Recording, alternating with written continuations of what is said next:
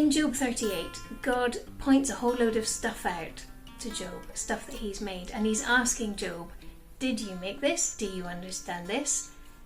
Do you know where this is even? Some people might get smart now saying, well, actually, I do know how clouds form, and actually some countries have weather modification programs where they add stuff to clouds, trying to make rain happen in places where it's needed.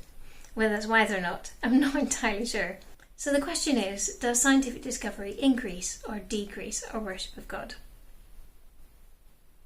But the reality is that the more we know through science, the more it opens up mysteries in a good sense. Mysteries that we can explore using science, and just seeing the depth and the richness of the world that God made.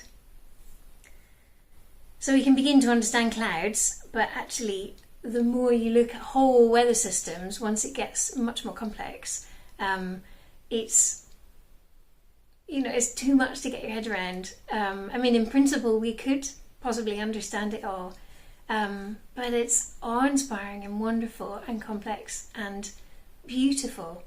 The point is that for Christians who are working in the sciences, the more we understand about the world, the more we can worship the God who made it all. I've got a quote from a guy called John Bryant, who's a professor of cell and molecular biology at Exeter University. He said this: when you've made a new discovery, being for a short time one of just a handful of people outside God who know that information is a real privilege. I'm not going to deny that an atheist feels awe and wonder, because they do. I think that is just increased when you realise that these intricate mechanisms you're seeing are the work of an awesome creator.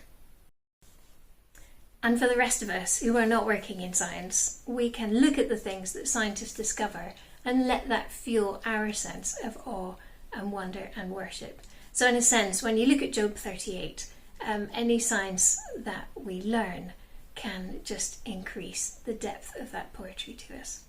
There are some resources online that can help you to look at these issues a little bit more, either on your own or with a group in your church or on a Sunday service.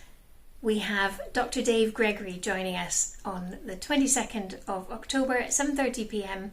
He is a meteorologist by background, then he became a Baptist pastor, and he also, just for fun, was involved in editing the Messy Church Does Science book. So he's Dr. Dave to a whole generation of little kids.